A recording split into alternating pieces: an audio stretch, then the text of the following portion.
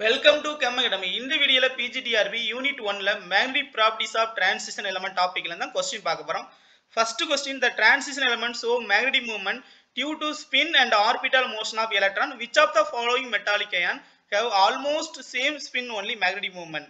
இந்த 4 metallic ionல spin only magnetic movement யாருக்கு சேமா இருக்குன்னு பார்க்கிறதுக்கு முன்னாடி first what is magnetism and magnetic property டீடைலா பார்க்கலாம். Magnetism na the phenomenon by which material exert an attractive or repulsive force on other material. Other material மேல attractive force ஓ repulsive force act ஆச்சுன்னா magnetism சொல்லுவோம்.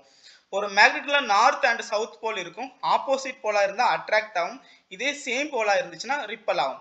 இப்போ magnetic ப்ராப்பர்ட்டிஸ்ல magnetic மூவ்மெண்ட்னா என்னன்னு பார்க்கலாம். The total magnetic movement is equal to sum of spin magnetic movement and orbital magnetic movement. Spin magnetic movement எதனால நடக்குதுன்னா, ஒரு ஆட்டம் எடுத்துட்டோம்னா சென்டர்ல நியூக்ளியஸ் இருக்கும். எலக்ட்ரான் அதோட ஓன் ஆக்சிஸ்ல ரிவால்வ் ஆகிட்டு இருக்கும்.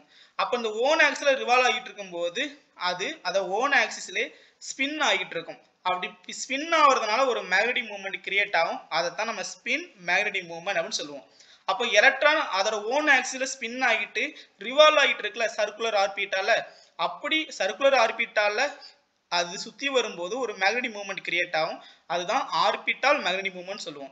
இந்த ஆர்பிட்டால் மேக்னெட்டிக் மூவ்மெண்ட் ஏன் சொல்றேன்னா, சர்க்குலர் ஆர்பிட்டால் சுத்தி வரும்போது ஆர்பிட்டால் சொன்னா எஸ்பிடிஎஃப் ஆர்பிட்டால், அது ஒரு ஆர்பிட்டால இருந்து இன்னொரு ஆர்பிட்டாலுக்கு எலக்ட்ரான் மூவ்மெண்ட் ஆகும். ஓகே, அப்படி மூவ்மெண்ட் ஆகிறதுனால கிரியேட் ஆகக்கூடிய மேக்னெட்டிக் மூவ்மெண்ட் தான் ஆர்பிட்டால் மேக்னெட்டிக் மூவ்மெண்ட் அப்படின்னு சொல்றோம்.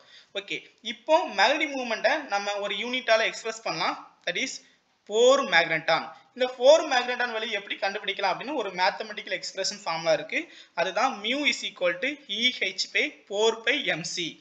Eங்கிறது எலக்ட்ரானிக் சார்ஜ், Hங்கிறது பிளாங்க் கான்ஸ்டன்ட், பைங்கிறது 3.14 வேல்யூ, mங்கிறது மாஸ் ஆஃப் த எலக்ட்ரான், Cங்கிறது velocity of electron.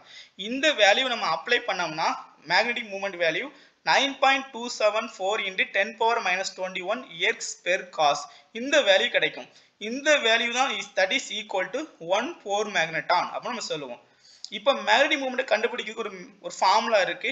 Spin magnetic movement is given as mu s is equal to g root of s plus 1. இங்க sங்கிறது spin value. Okay, எத்தனை number of unpaired electron இருக்கோ அதை நம்ம என்ன பண்ணோம்னா எஸ்ங்கிற வேல்யூல சொல்லுவோம். இப்போ ஒரு அன்பேர்ட் எலக்ட்ரான் இருந்தா 1/2, 2 அன்பேர்ட் எலக்ட்ரான் இருந்தா 2 into 1/2 அப்படின்னு எடுத்திருப்போம். அப்போ எஸ்ங்கிற வேல்யூ என்னன்னா, n number of unpaired electron இருந்தா காமனா n/2 அப்படின்னு சொல்லுவோம். ஓகே, அப்போ எஸ் வேல்யூ நம்ம எப்படி சொல்லலாம் அப்படின்னா s equal to n/2. Okay, அப்போ nங்கிறது நம்பர் ஆஃப் அன்பேர்ட் எலக்ட்ரான். அப்போ நம்ம இதுக்கு இந்த எஸ்க்கு பதிலாக நம்ம என்ன அப்ளை பண்ண போகலாம், n/2ன்னு அப்ளை பண்ணலாமா? அப்போ n/2 அப்ளை பண்ணி பாருங்க, என்ன வரும், n/2 அடுத்தது n/2 அடுத்து +1 அப்படின்னு வரும்.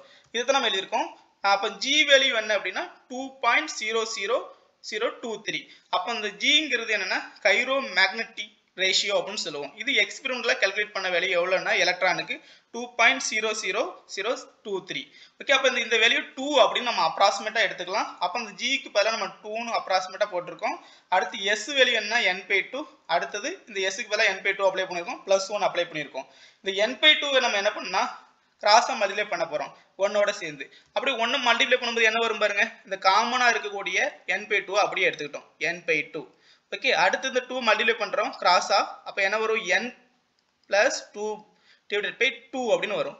அப்ப இந்த 2 டினாமினேட்டர்ல இருக்கக்கூடிய 2 நம்ம லெஃப்ட் சைடு கொண்டு வரோம். கொண்டு வரும்போது என்ன வரும் அப்படின்னா, ஆல்ரெடி இங்க n/2 இருக்கா, அப்ப n/4 அப்படின்னு வரும். n/4 into n plus 2. Okay, அடுத்தது இந்த n/4 இருக்குல்ல, அதுல இந்த 4ங்கிற வேல்யூ மட்டும் ரூட்ல இருந்து வெளியே கொண்டு வரோம். அப்ப என்ன வரும், 1/2 அப்படின்னு வரும். ஓகே, அதுதான் நம்ம எழுத போறோங்க பாருங்க. இப்போ 2n/4 into n plus 2. அப்ப இந்த 4 வந்து நம்ம என்ன பண்ணிருக்கோம், வெளியே கொண்டு வந்திருக்கோம். ரூட்ல இருந்து வெளியே கொண்டு வந்தா 2 வரும். அப்ப அந்த 1/2ன்னு வருமா, அந்த 1/2 வெளியே கொண்டு வந்தா என்ன நடக்கும் அப்படின்னா, இந்த 4 வெளியே கொண்டு வந்துட்டோம். அப்ப கீழே 1/2ன்னு வரும். இந்த 2வும் இந்த 2வும் கேன்சல் ஆயிரும். அப்ப வேல்யூ என்ன வரும் பாருங்க, n into n of plus 2. அப்ப இதுதான் மேக்னெட்டிக் மூவ்மெண்டோட ஃபார்முலா. இதை நம்ம ஷார்ட்டா எடுத்துக்கலாம். இப்போ மேக்னெட்டிக் மூவ்மெண்ட் பாருங்க, இப்போ நம்பர் ஆஃப் அன்பேர்ட் எலக்ட்ரான் 1 இருந்துச்சுன்னா இந்த ஃபார்முலால நம்ம அப்ளை பண்ணி நம்ம மேக்னெட்டிக் மூவ்மெண்ட் ஈஸியா கால்குலேட் பண்ணலாம். 1 அன்பேர்ட் எலக்ட்ரான் இருந்தா இந்த எண்ணுக்கு பதிலா 1 அப்ளை பண்ணா வேல்யூ என்ன வரும்னா 1.732 அப்படின்னு வரும். சரியா, √3 ன்னு வரும். அது நம்ம √3 யோட வேல்யூ 1.732. இதே 2 அன்பேர்ட் எலக்ட்ரான் இருந்துச்சுன்னா 2.83 அப்படின்னு வரும். இதே 3 அன்பேர்ட் எலக்ட்ரான் இருந்தா இந்த ஃபார்முலால அப்ளை பண்ணும்போது 3.87. 4 அப்படின்னா 4.89 வரும். இதே 5 அன்பேர்ட் எலக்ட்ரான் இருந்தா 5.91 pm இதோட யூனிட். ஓகே, இப்போ நம்ம ஒரு எக்ஸாம்பிள் பார்க்கலாம். நிக்கல் எடுத்திருக்கோம். நிக்கலோட அட்டாமிக் நம்பர் 28. 28 இருந்துச்சுன்னா எலக்ட்ரானிக் கான்ஃபிகரேஷன் எப்படி எழுதுவோம்? ஷார்ட்டா 3d8 4s2. 28 னா 3d8, 27 னா 3d7 அப்படின்னு எழுதுவோம். சரி, இப்போ நிக்கல் 2+ கண்டுபிடிக்க போறோம். நிக்கல் 2+னா 2 எலக்ட்ரான் லாஸ் ஆயிருக்கும் 4s ஆர்பிட்டால்ல இருந்து. அப்ப 4s 0 அப்படின்னு எடுத்திருக்கோம். அப்ப 3d ஆர்பிட்டால்ல நம்ம எலக்ட்ரான் ஃபில் அப் பண்ண போறோம் ஹன்ஸ் ரூலை அப்ளை பண்ணி. அப்போ ஹன்ஸ் ரூலை அப்ளை பண்ணும்போது ஆஃப் ஃபீல்டை ஃபர்ஸ்ட் ஃபில் அப் பண்ணிட்டோம். அதுக்கப்புறம் 8 எலக்ட்ரான்ல ரிமைனிங் 3 எலக்ட்ரான் இருக்கும். அது 3 எலக்ட்ரான் நம்ம ஃபில் அப் பண்ணியிருக்கோம், பேர் பண்ணியிருக்கோம். அப்போ இந்த 3d ஆர்பிட்டால்ல நம்பர் ஆஃப் அன்பேர்ட் எலக்ட்ரான் எத்தனை இருக்கு பாருங்க. மொத்தம் 3 பேர் எலக்ட்ரான் இருக்கு, 2 அன்பேர்ட் எலக்ட்ரான் இருக்கு. அப்போ இந்த 2 அன்பேர்ட் எலக்ட்ரான் தான் n வேல்யூ. ஓகே, இது 4s ஆர்பிட்டால் எம்டியா இருக்கு. அப்ப நம்பர் ஆஃப் அன்பேர்ட் எலக்ட்ரான் 2 இருந்துச்சுன்னா அப்ப என்ன வரும் பாருங்க, மேக்னெட்டிக் மூமென்ட் 2.834 மேக்னெட்டான் வரும். ஓகே, அடுத்தது type of magnetism. Type of magnetism மொத்தம் பாருங்க, net magnetisation or no net magnetisation அப்படின்னு சொல்லலாம்.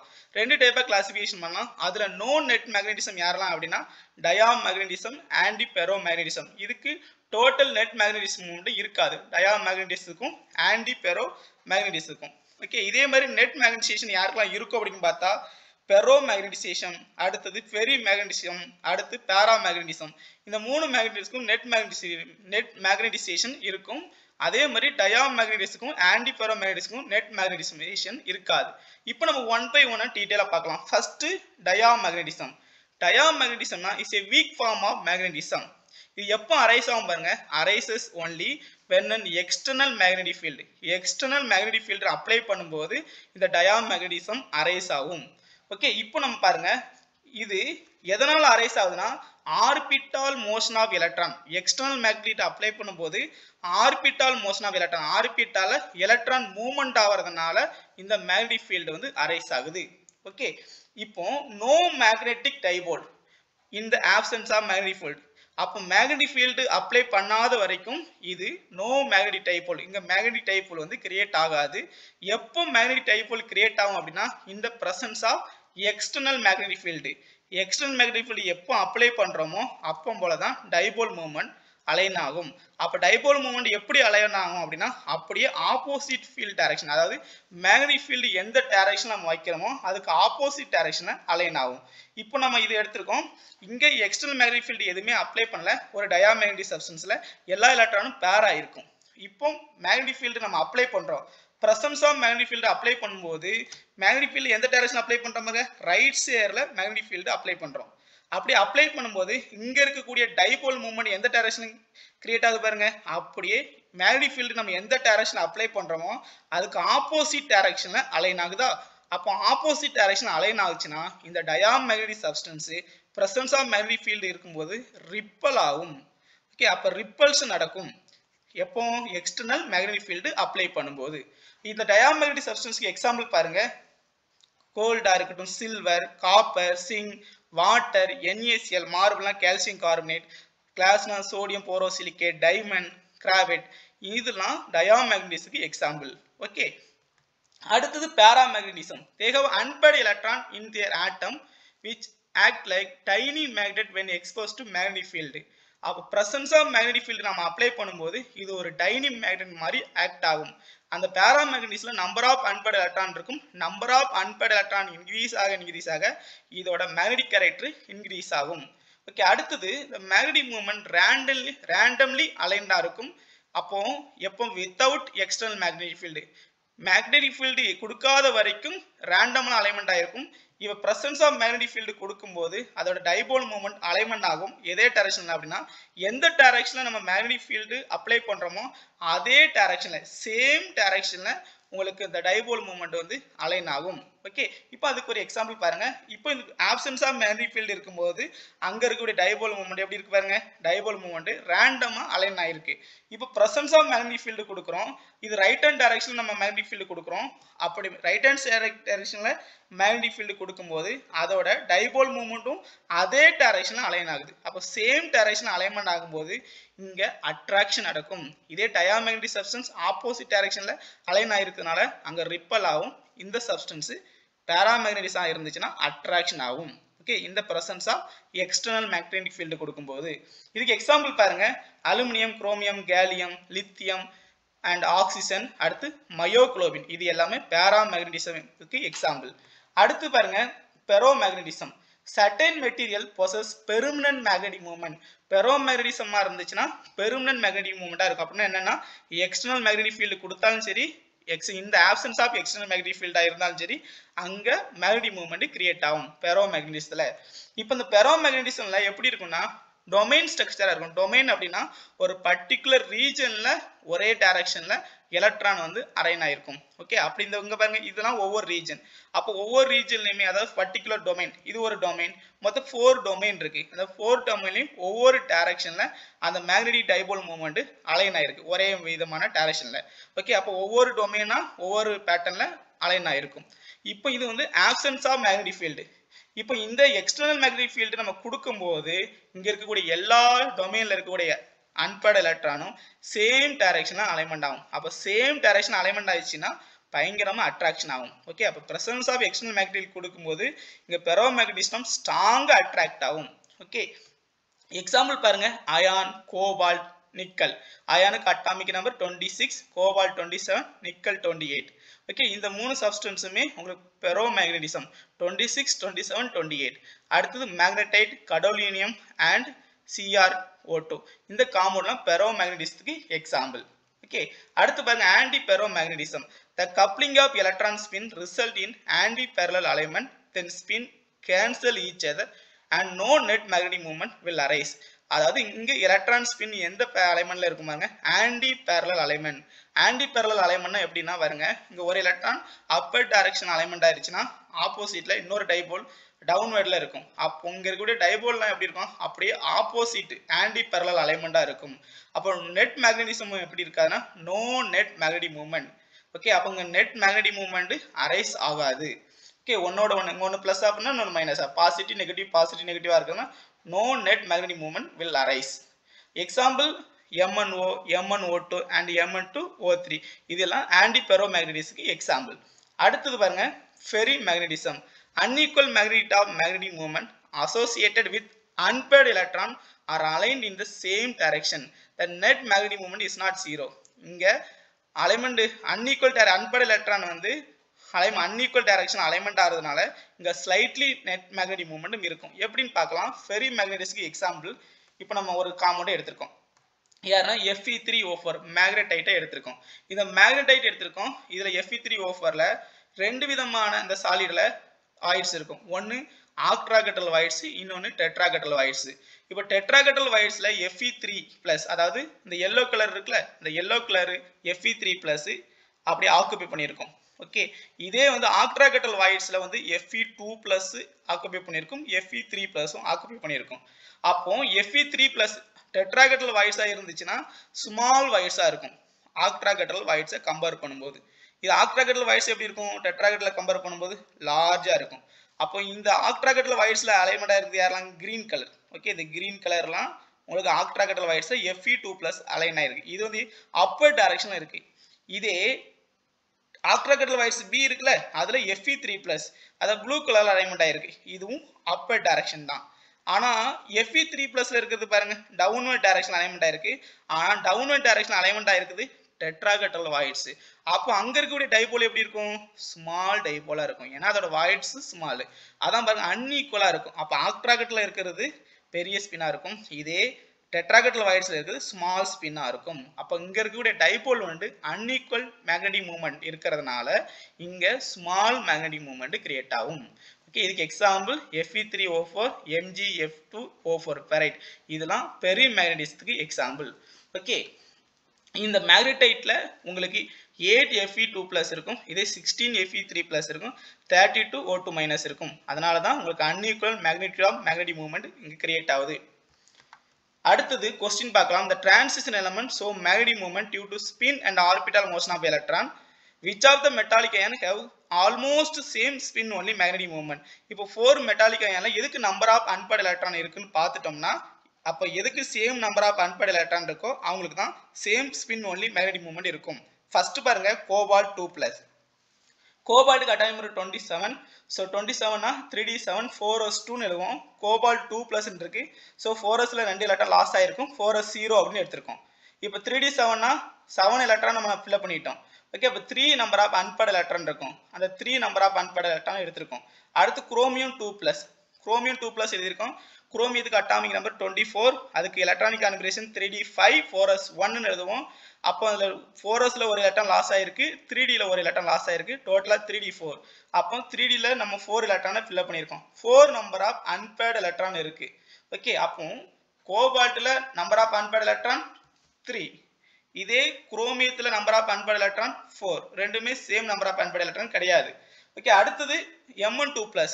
Mnக்கு அட்டாமிக் நம்பர் 25. 3d5 4s2 எழுதுவோம். Mn 2+ங்கிறதுனால 4sல 0. அப்ப 3d5 எப்படி எழுதுவோம்? 5 அன்பேர்ட் எலக்ட்ரான் நம்ம 3d ஆர்பிட்டால ஃபில் பண்ணிட்டோம். அவங்க Mnக்கு 5 அன்பேர்ட் எலக்ட்ரான். இது எதுவுமே சேமா இல்ல. அடுத்தது குரோமியம் 3+ எடுங்க. Chromium atomic number 24. இதுக்கு 3d4 4s 3d5 4s1 எழுதுவோம். 4sல ஒரு எலக்ட்ரான் போயிடும், 3dல 2 எலக்ட்ரான். ஏன்னா 3+ இருக்கிறதுனால. அப்போ டோட்டலா 3d3 இருக்கும். 3d ஆர்பிட்டால 3 அன்பேர்ட் எலக்ட்ரான் ஃபில் பண்ணியிருக்கோம். அப்போ number of unpaired electron chromium 3+, அது குரோமிக் அயான்ல 3 இருக்கு. அப்போ இங்க யாருக்கு same number of unpaired electron இருக்கு பாருங்க, கோபால்ட் 2+க்கும் அடுத்து குரோமியம் 3+க்கும் same number of unpaired electron இருக்கு. அப்போ same number of unpaired electron இருந்துச்சுன்னா same spin only magnetic movement இருக்கும். ஓகே, அப்ப ரெண்டுக்குமே 3.87 மேக்னெட்டிக் மூவ்மெண்ட் வேல்யூ வரும். அப்ப 3.87 வருது. அப்ப ஆன்சர் எதுன்னு பாருங்க, ஆப்ஷன். இப்போ ஃபர்ஸ்ட் ஏல வந்து 1ம் 3ம் கொடுத்திருக்காங்க. சோ இது ராங் ஆன்சர். ஆப்ஷன் பில 1ம் 4ம் கொடுத்திருக்காங்க. So option B is correct answer. Okay, அடுத்த क्वेश्चन பார்க்கலாம். The magnetic movement of transition metal compound has been calculated with 3.87 Bohr magneton. The metal ion. இப்போ நம்ம மேக்னெட்டிக் மூவ்மெண்ட் கொடுத்துட்டாங்க. எந்த மெட்டல் அயானுக்கு மேக்னெட்டிக் மூவ்மெண்ட் 3.87 போர் மேக்னெட்டான் இருக்குன்னு கேட்டிருக்காங்க. இப்போ நம்ம நம்பர் ஆஃப் அன்பேர்ட் எலக்ட்ரான் 1 இருந்துச்சுன்னா 1.73, இதே 2 இருந்துச்சுன்னா 2.83, 3 இருந்துச்சுன்னா 3.87 சொல்லியிருக்கோம். இப்போ 3.87 எத்தனை அன்பேர்ட் எலக்ட்ரான் இருந்தா வரும் பாருங்க, 3 அன்பேர்ட் எலக்ட்ரான் இருந்தா 3.87 வரும்.